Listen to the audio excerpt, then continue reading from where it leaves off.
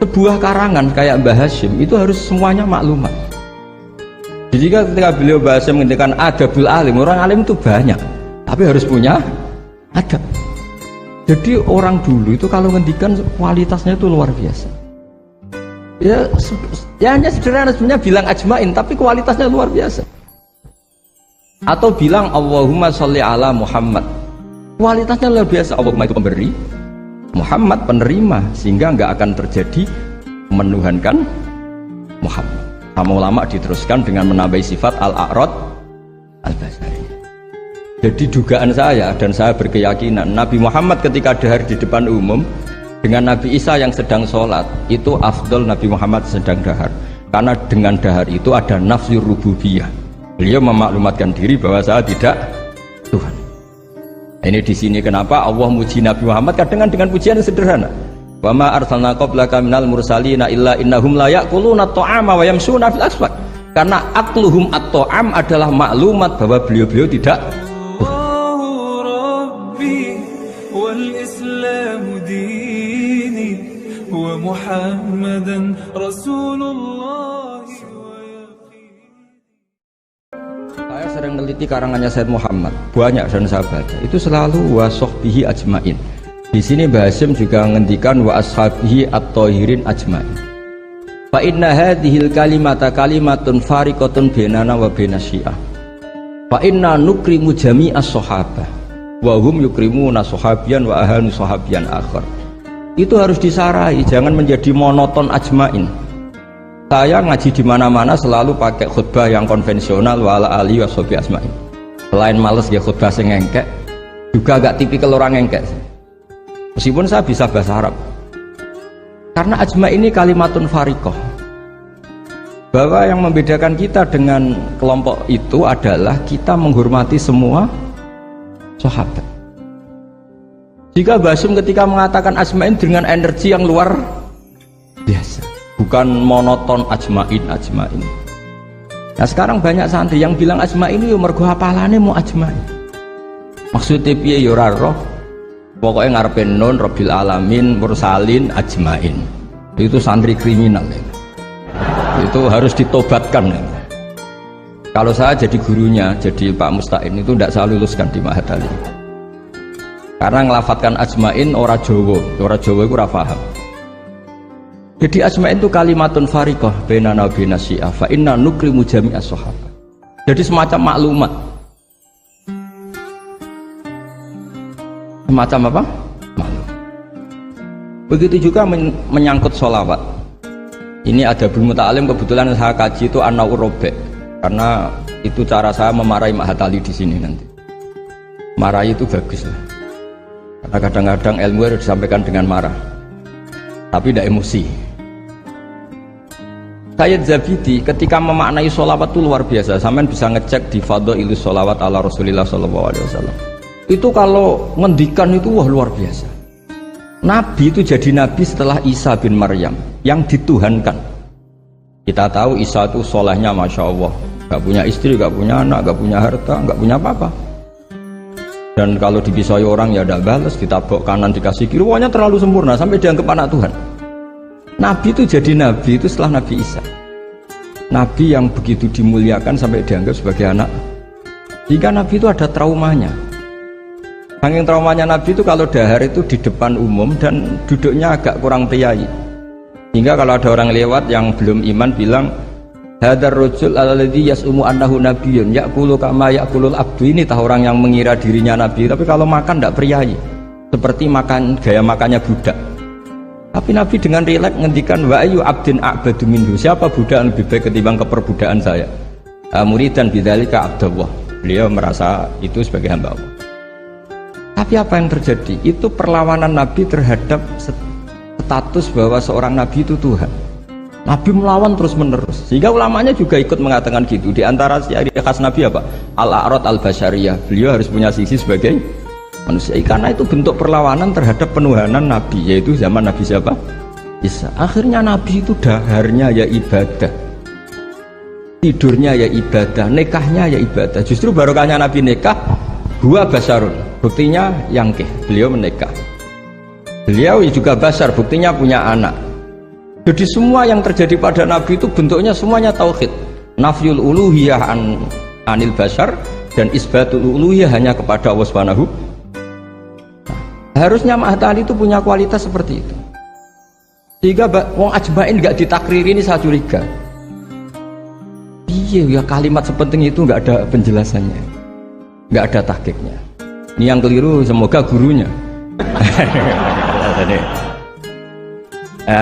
Nggak perlu pengasuh, nggak berani ya.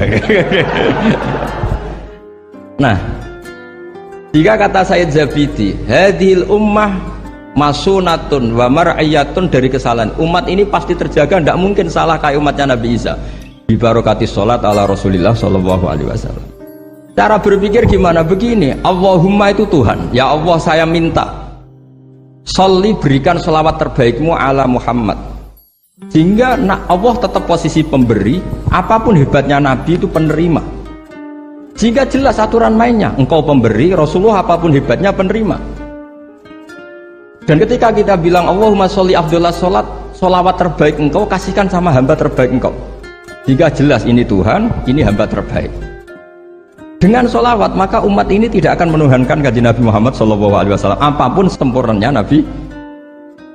Nah, ini sekarang banyak orang sholawat tuh pakai target 1000 khasiatnya gini, 100 begini.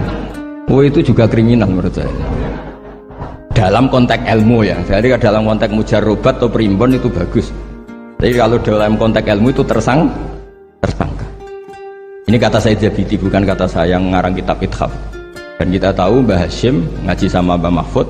Mbah Mahfud punya abah juga gurunya Mbah Abdullah, Mbah Abdul Manan. Nah, Mbah Abdul Manan ini orang yang lazama Sayyid Zabidi Shahibul Ithaf. Itu luar biasa. Saya mohon ilmunya Mahatali seperti itu. Sehingga kata Sayyid Zabidi, wa Muhammadun wa in jalla qadru yahtaju ila sholatihi ta'ala. Apapun hebatnya Nabi, jalla qadru tetap butuh pada Allah. Dan itu jadi bagus karena Allah pemberi, Nabi penerima. Artinya hadil ummah tidak akan terjadi penuhanan terhadap Nabi Muhammad SAW bi barokatis sholawat. Dengan pemahaman seperti ini. Sehingga Sayyid Muhammad kalau muji Nabi, semua ulama kalau muji Nabi pasti tidak meninggalkan kata yang ada di Burdah. Da'mat da'athun nasara fi nabihim. Wis muji Nabi sak karep-karepmu, tapi dak ninggalo sira ma ing perkara idda'athun nasara fi nabihim. Hindari pengkultusan yang berlebihan kayak yang dilakukan orang Nas. Tapi setelah itu da'mat da'athun nasara fi nabihim wahkum bima syi'ta madkhan fihi wahtakimi. Setelah kamu enggak terjebak paham Nasrani, silahkan muji Nabi setinggi-tingginya. Mansub ila adatihi masyi'ta min sarafin mansub ila qadrihi masyi'ta min idhami fa inna fadla rasulillahi laisa lahu khaddun fayuriba anhu natikun bifami, dan seterusnya. Jadi ini Mahatali, bukan mubtadiin, bukan anak-anak. Jadi saya dulu dikasih Gus Wami itu siapa, pokoknya kitab ini pernah tak pelajari. Tapi saya senang belajar yang agak tukaran. Jadi kitabnya Basim agak serius saya pelajari, itu memang Al-Jasus Antahrimin Nagus, karena saya punya yang dari Maktabah Turmusiyah sudah geger sama Syekh Fakih Mas Kumambang, itu dijadikan satu, jadi kitab seri itu Gus Wami, seri tarungnya itu. Tapi nggak apa-apa, ini kan ilmiah jadi bagus. Dulu tuh lama kalau bentrok itu rukun, enggak kayak sekarang. Biasa debat ya lucu saja karena ilmu. Sekarang enggak. Imam Syafi'i itu ya biasa ada cocok sama Imam Malik, padahal Imam Malik itu gurunya, tapi urusan apa? Urusan ilmu. Jika cerita di keluarga Termas itu paling masyhur, saya pernah ngisi acara akhir sanas di Termas itu. Mbah Hasyim tuh mau ke Termas sama Mbah Dimyati, semua kentong beduk disterilkan. Karena yang datang Mbah Hasyim yang ngaramkan beduk sama kentong. Itu Mbah Hasyim senangnya bukan main, karena pondok Termas setua itu nggak pakai kentong dan beduk, berarti seide. Setelah jagungan sama Mbah Dimyati, ternyata ada santrinya. Sampun Mbah, beduk mun kalau dilikno sedanten. Saya itu kagetnya. Oh ternyata akal-akalan itu. Saking lugunya santri pas masih jagoan sama Mbah Hasyim. Sampun kalau dilikno sedanten Mbah, kentong kalian beduk mon aman. Tapi Mbah Hasyim sudah di situ. Saking lugune, saking gobloknya terserah lah. Dan itu dulu nggak masalah. Dulu nggak masalah. Karena penghormatan pada ilmu. Abu Hanifah itu tidak pernah kunut. Imam Syafi'i ketika sholat di masjid Abu Hanifah tidak kunut.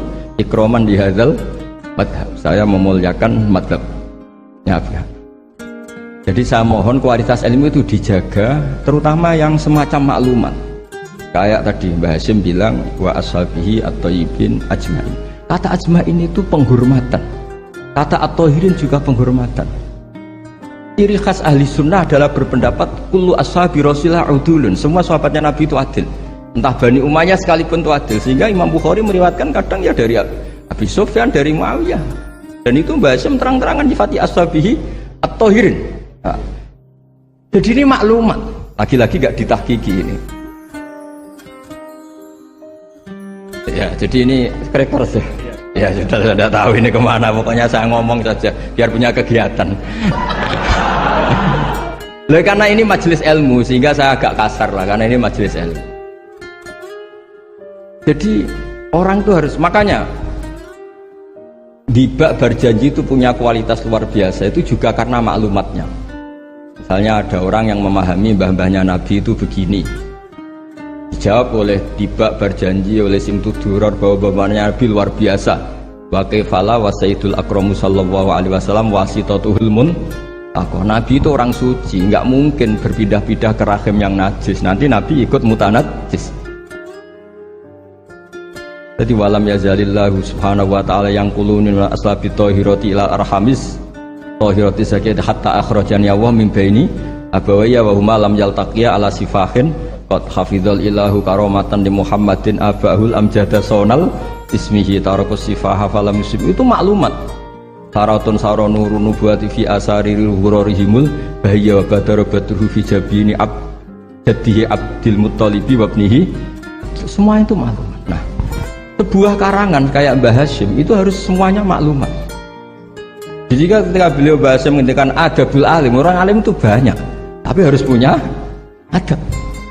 Jadi orang dulu itu kalau ngendikan kualitasnya itu luar biasa. Ya hanya sederhana sebenarnya bilang ajmain, tapi kualitasnya luar biasa. Atau bilang Allahumma sholli ala Muhammad, kualitasnya luar biasa. Allahumma itu pemberi, Muhammad penerima, sehingga nggak akan terjadi menuhankan Muhammad. Sama ulama diteruskan dengan menambahi sifat al-a'rad al-basari. Jadi dugaan saya dan saya berkeyakinan Nabi Muhammad ketika dahar di depan umum dengan Nabi Isa yang sedang sholat itu afdol Nabi Muhammad sedang dahar, karena dengan dahar itu ada nafsir rububiyah. Beliau memaklumatkan diri bahwa saya tidak Tuhan. Ini di sini kenapa Allah muji Nabi Muhammad kadang dengan pujian yang sederhana. Wa ma arsalna qablaka minal mursalina illa innahum la ya'kuluna at-ta'ama wa yamshuna fil aswaq. Karena akluhum at-ta'am adalah maklumat bahwa beliau-beliau tidak Tuhan. Karena sampean sing mangan kan mergo lesu. Gak jelas untuk apa, atau mumpung gratis. Gak ada ibadahnya sama sekali gitu. Gak ada ibadahnya sama sekali. Tapi kalau seorang nabi dahar di depan umum itu maklumat. Makanya mal masih ibnu Maryam illa rasul qad khalas min qablihir rusul wa ummuhu siddiqah kana yakulani ta'am. Lu orang sebesar nabi lu hanya diberi status ini doyan makan. Itu kalau ada orang alim, misalnya ada orang alim alama, Dr. Musta'in itu suka makan, itu kan tidak madeh. Tapi kalau seorang nabi itu madeh, karena dengan makan itu sama dengan nafyur rububiyah. Jika Nabi Isa disifati Allah kana yakulanit. Nah ini cerita-cerita jaga kualitas apa? Ilmu atali. Jadi ya sudah seperti saya di sini, jauh-jauh dari Rembang ke sini, ini jaga kualitas adab. Wong diutus cucunya Mbah Hasyim. Tapi tidak tahu kalau keseringan yang nyuruh yang agak dolim enggak itu. Tapi saya sudah benar jaga apa? Adab. Ini ada bulik saya karena sama-sama cucu dari Bani Abdul Aziz. Tapi ini cerita, jadi ilmu itu harus dijaga kualitasnya. Sama seperti ulama dulu bilang begini, tafsir Jalalain misalnya. Tafsir Jalalain itu kalau ngarang sederhana, tapi kualitasnya masya Allah. Wa yuqaddaru qabla qaulihi ta'ala iyyaka na'budu qulu. Hanya gitu dok, tapi itu kualitasnya luar biasa. Sekarang anak-anak Mahatali ini nggak ngetes gurunya, anak-anak saja, biar kalau salah pantas. Kalau guru kan nggak pantas, apalagi pengasuh, ini anak-anak saja. Iya anak budu itu dawuhnya Allah pada dawuh Kanjeng Nabi. Ndak anak-anak aja disuruh jawab, murid jenengan. Iya anak budu itu dawuhnya Allah pada dawuh Kanjeng Nabi. Itu kalau Quran itu dawuhnya siapa? Kalau itu dawuh Allah, Nabi, Allah ngendikan itu kepada Nabi, problem enggak? Kepadamu kami menyembah. Problem enggak? Problem. Untuk menghilangkan problem itu sebetulnya sebelum iyaka itu ada kata kulu atau kul. Muhammad, kamu harus mengatakan iyaka na'budu. Bukan Allah langsung ngendikan kepada Nabi iyaka na'. Kalau begitu maknanya berarti aku nyembah kue. Fatal enggak? Fatal.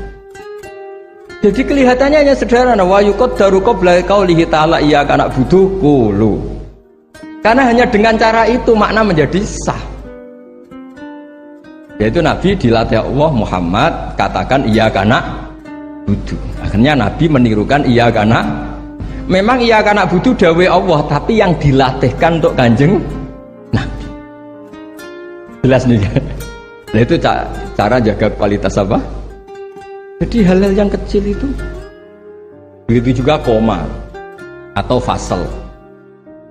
Alhamdulillahilladzi anzala ala abdil kitab wa lam yaj'al lahu iwaja qayyima.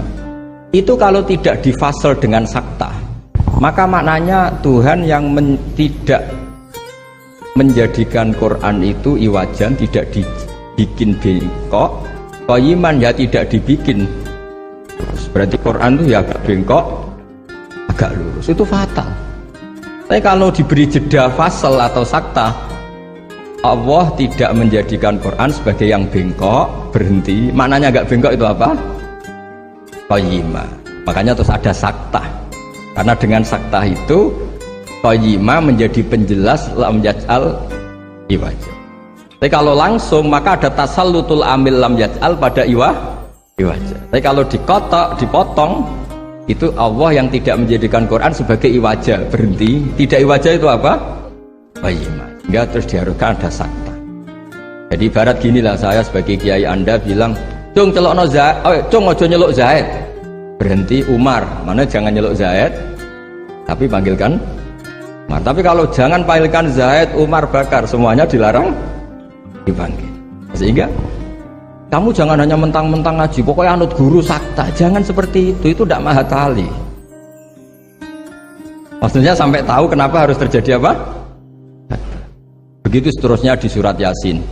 Qalu ya wailana manfa'atana min marqadina hadza ma wa'adar rahman. Ketika orang-orang kafir bangkit dari kuburan, itu mereka tanya, manfa'atana min marqadina. Siapa sih yang bangkitkan kami? Enak-enakan mati kok ada yang bangkitkan. Nah ini qaulu mustafhimin atau su'alu sa'ilin. Terus dijawab hadza ma wa'adar rahman wa sadaqal. Ini sudah janji Allah. Nah berhubung hadza itu qaulu mujawibin, yang pertama qaulu sa'ilin dipisah dengan sakta.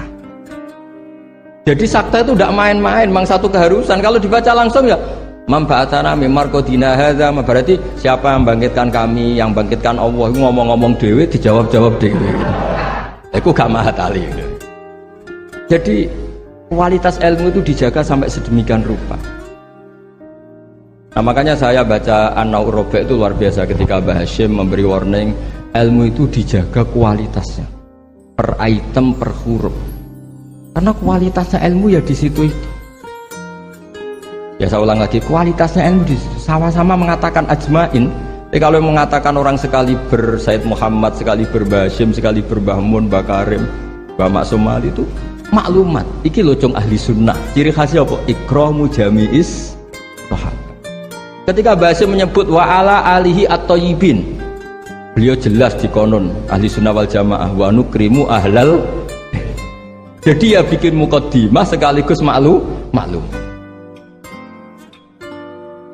Nah ini yang mungkin orang terus nganggap itu monoton. Ini yang kita sayangkan. Sebenarnya kalimat-kalimat itu kalimat maklumat atau kalimat jati diri dan seterusnya. Ini yang terakhir. Ini kan alhamdulillah ada pelaturan di atas jam 9 nggak boleh. Jadi ini melanggarnya jangan lama-lama nanti. Bebas melanggar. Saya mohon sekali kualitas ilmu itu dijaga. Nah, terus tentang penulisan Gus Isom, saya alhamdulillah pernah ketemu beliau ketika saya dulu makili Pondok Anwar di Pondok Lirboyo. Pas itu Gus Isom sudah senior di Lirboyo, jadi saya pernah ketemu Gus Isom Hadik di Lirboyo.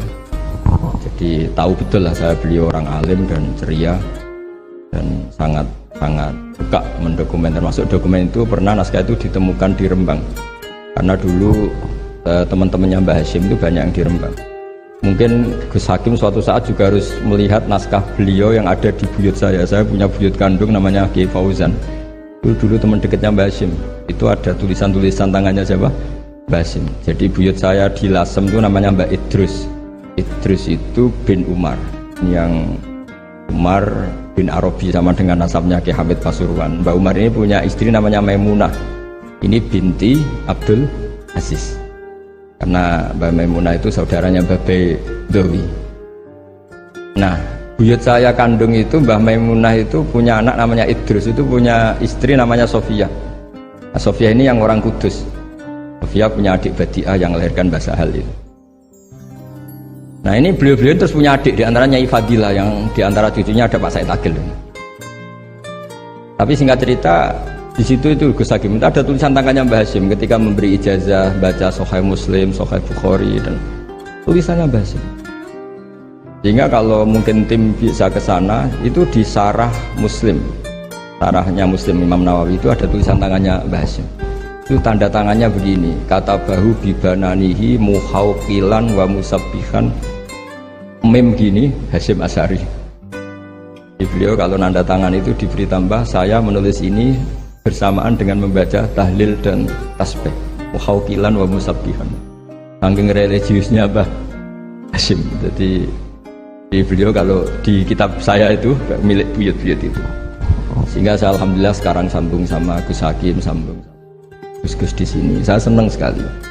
Kalau ngeritik itu tidak ngeritik, tadi yang ngomong saja lah, supaya karena tadi Mbah Hashim ngaji sama Mbah Mahfud, maksudnya di antara gurunya Mbah Mahfud selain Syekhona Khalil, dan Syekhona Khalil di akhir hayati ketika Mbah Hashim baca Bukhari, beliau datang ke sini ila istafada minhu sebagai bentuk pengakuan kalau Mbah Hashim adalah tokoh yang luar biasa. Sehingga hadara majlisahu syaikhuhu, ketika beliau ngajar Bukhari itu Syekhona Khalil pernah datang ke sini ke Tafsir. Nah, saya berharap kualitas ilmu itu seperti itu.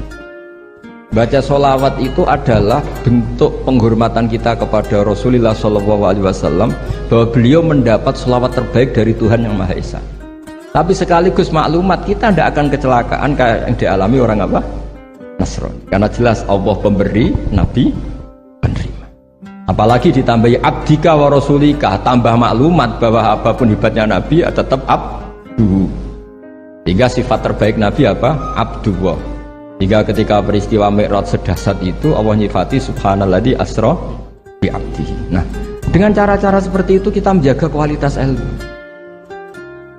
Tapi kalau kita tidak mengingatkan itu, ya dikira itu lafaz yang monoton, yang copy paste, yang klise, yang biasa.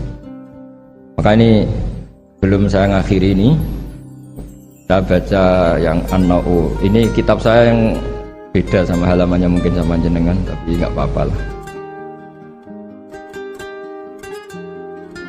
Apa?